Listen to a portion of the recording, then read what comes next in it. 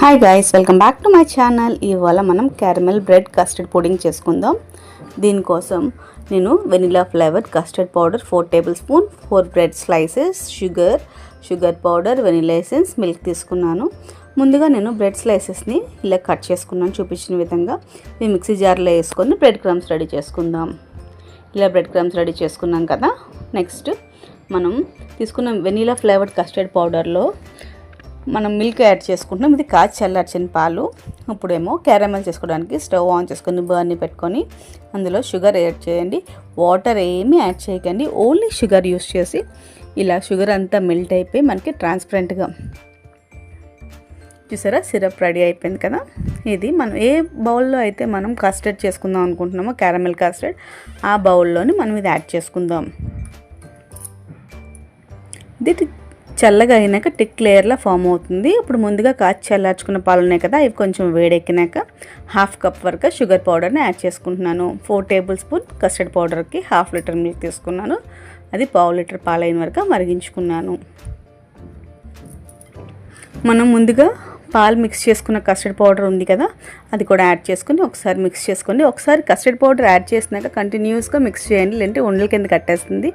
ఇప్పుడు ఒక 4 drops vanilla essence add చేస్తున్నాను. ఇది కూడా వేసుకొని మిక్స్ చేసుకున్నాక మనం ముందుగా రెడీ చేసుకున్న బ్రెడ్ క్రమ్స్ని కొంచెం కొంచెంగా యాడ్ చేసుకొని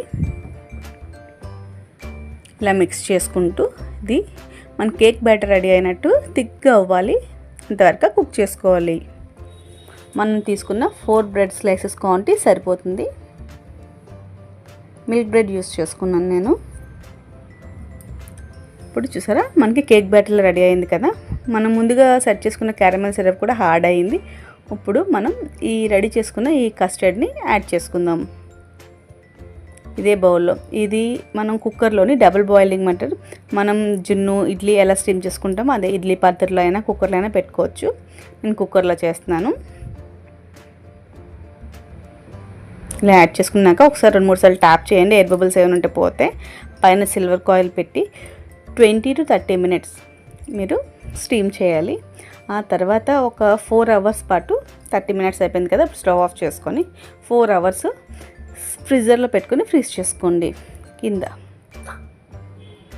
ఫ్రీజ్ అయినాక నెక్స్ట్ డే మార్నింగ్ మనం డిమోల్డ్ చేసుకొని నైట్ టైం చేసుకుంటే బెస్ట్. ఇది లేదంటే మార్నింగ్ చేసుకున్న ఈవినింగ్కే డెజర్ట్గా చాలా బాగుంటుంది. పైనుండి డ్రై ఫ్రూట్స్తో గార్నిష్ చేసుకోండి.